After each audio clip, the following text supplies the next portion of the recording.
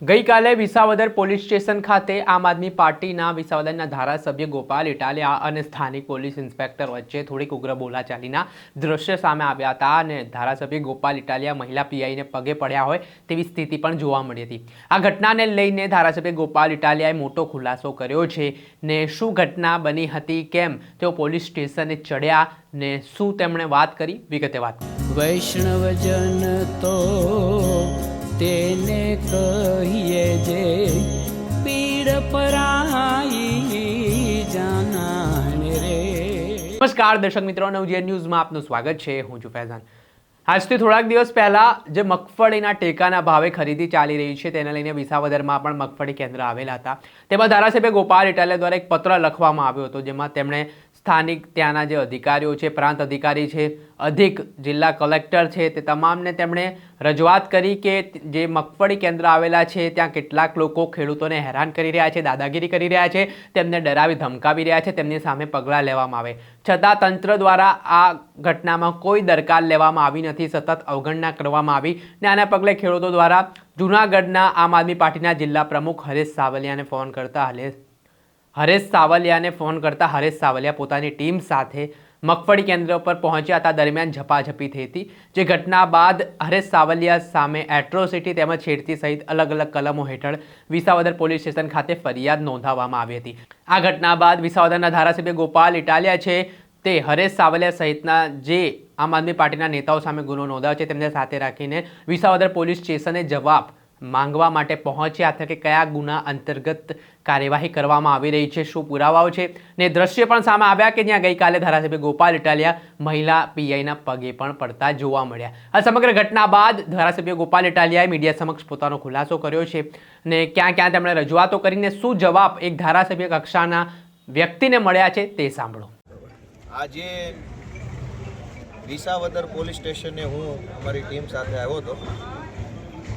આજથી 8-9 દિવસ પહેલાં મને અને અમારા આમ આદમી પાર્ટીના વિસાવદરના અલગ અલગ કાર્યકર્તાઓને અલગ અલગ ગામના કેટલાક ખેડૂતો તરફથી એવી રજૂઆત મળી કે વિસાવદરના ટેકાના ભાવના ખરીદી કેન્દ્રમાં ખેડૂતોને ડરાવી દબાવી ધમકાવી પૈસા માગવામાં આવે છે અને પૈસા ન આપો તો માલ રિજેક્ટ કરે છે, આવી રજૂઆત મળી કેટલાક ખેડૂતોને।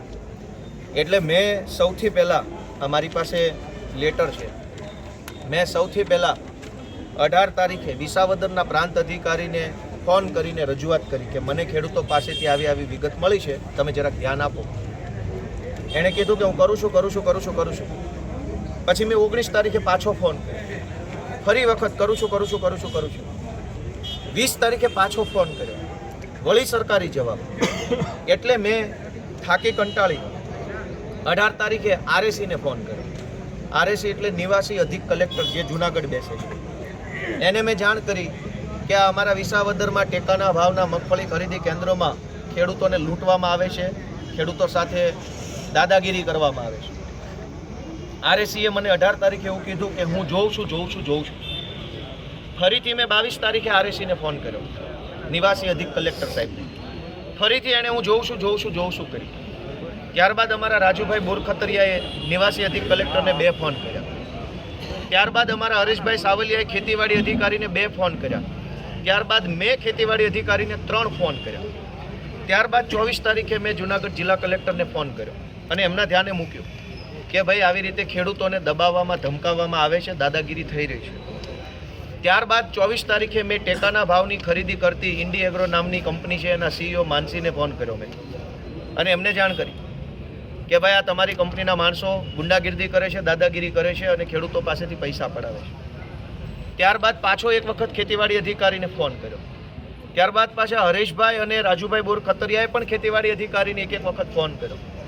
18 તારીખથી લઈ 18, 19, 20, 21, 22, 23, 24 તારીખ સુધી સળંગ રોજે રોજ રાજુભાઈ બોરખતરિયા, હરેશભાઈ સાવલિયા અને ધારાસભ્ય તરીકે હું પોતે અલગ અલગ અધિકારીઓને ફોનથી અમે ધ્યાન દોરતા હતા, પણ એનું પરિણામ ન આવ્યું। 24 તારીખે સાંજના મેં નક્કી કર્યું કે હું લેખિતમાં ફરિયાદ આપીશ। આ મારી લેખિત ફરિયાદ છે ધારાસભ્યના લેટર પેડ ઉપર, આ વિસાવદર પોલીસ સ્ટેશનનો સિક્કો છે। 24 24/12/2025 રોજ વિસાવદર પોસ્ટેમાં મેં આ ફરિયાદ લેખિતમાં આપી. એમાં મેં લખ્યું કે ટેકાના ભાવના મગફળી કેન્દ્ર ઉપર નાનું લાખાણી અને એના માણસો દાદાગીરી કરે છે ને પૈસા પડાવે છે અને ખેડૂત પૈસા ન આપે તો એને ધમકાવે છે, બોલાચાલી ઝઘડો કરે છે. આ ફરિયાદ મેં 24 તારીખે આપી, 24 ડિસેમ્બરે. આજ દિવસ સુધી વિસાવદર પોલીસે કોઈ પગલાં લીધા નહીં, કોઈ કાર્યવાહી, કોઈ તપાસ, કશું જ નહીં.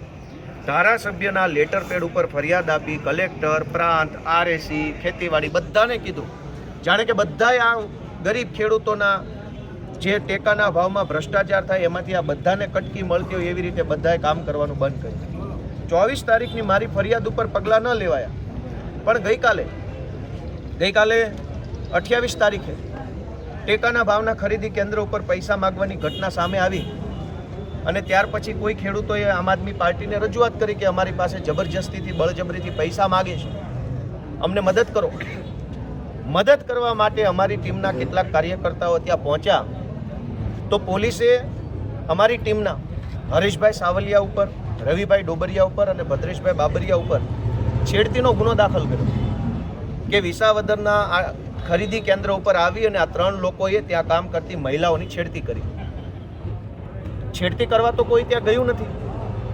મૂળ મુદ્દો એ છે કે બોટાદમાં ખેડૂતો સાથે કોઈ કડદો કરે તો કડદો કરવાની રજૂઆત કરવા ગયા હોય રાજુભાઈ કરપડા કે પ્રવીણભાઈ રામ, તો કડદો કરનારા ઉપર નહીં, રાજુભાઈ અને પ્રવીણભાઈ ઉપર એફઆઈઆર થઈને અત્યારે એ જેલમાં છે. વિસાવદરની અંદર ખેડૂતો સાથે જો કોઈ બળજબરી કરે એની ફરિયાદ ગોપાલ ઇટાલિયાએ કરી તો બળજબરી કરનારા ઉપર નહીં, બળજબરીની વિરુદ્ધ લડાઈ લડનારા હરેશભાઈ, રવિભાઈ અને ભદ્રેશભાઈ ઉપર છેડતીની ફરિયાદ દાખલ થઈ. મેં પણ ફરિયાદ આપી, વિડીયો આપ્યો મેડમને, પણ મેડમ માનવા તૈયાર નથી. મોઢેથી નહીં બોલે કે ભાજપની ના છે, પણ દોસ્તો ગુજરાતની અંદર જે લોકો ખેડૂતો માટે લડે છે એને ભાજપ પકડીને જેલમાં પૂરી દે છે. કોઈની ઉપર 307, હરેશભાઈ ઉપર એટ્રોસિટીની કલમ લાગી. આ તો એટ્રોસિટીના કાયદાનો ભયંકર દુરુપયોગ કહેવાય.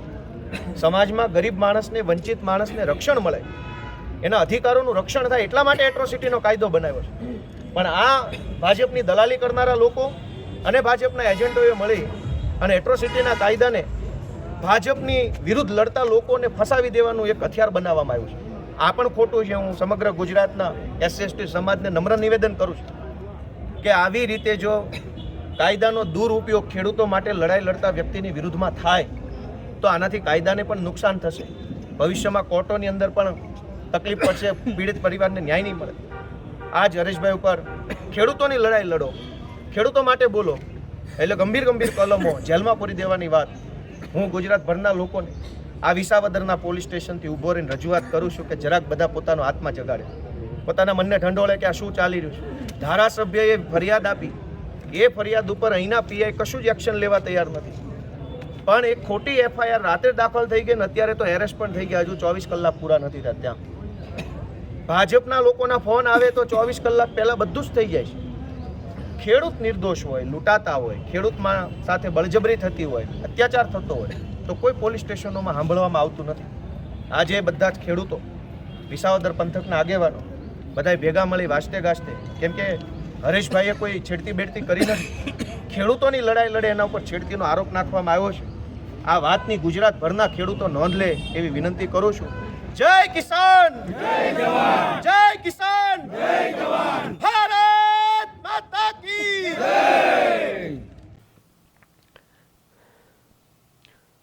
આપણે સાંભળ્યા હતા ધારાસભ્ય ગોપાલ ઇટાલિયા. તેમણે ગંભીર આરોપો સિસ્ટમ સામે કરવાની શરૂઆત કરી છે. તેમણે બોટાદની ઘટનાને યાદ કરતા કહ્યું કે બોટાદમાં આવી રીતે કરદો ચાલતો હતો અને આ બાબતના સંદર્ભમાં ત્યાંના જે ખેડૂત નેતાઓ છે આમ આદમી પાર્ટીના, તેમણે દ્વારા લડતની શરૂઆત કરી અને તેના જ કારણે આજે એ ખેડૂત નેતાઓને જેલ જવાનો વારો આવ્યો અને તેઓ જેલ કાપી રહ્યા છે. અને આવી રીતે હવે વિસાવદરમાં પણ ખેડૂતોને હેરાન કરવામાં આવી રહ્યો છે. ત્યારે ખેડૂતો માટે તેઓની ટીમ છે તે લડી રહી છે, ત્યારે તેમના સાથીદારો પર ખોટા કેસ કરવામાં આવી રહ્યા છે, જેના કારણે રાજકારણ ગરમાયું છે. દર્શક મિત્રો, આવા જ નવા વિડીયો સાથે આપણે માહિતગાર કરતા રહીશું, એટલે નવજીવન ન્યૂઝ જોત. વૈષ્ણવજન તો તેને કહીએ જે પીડ પરા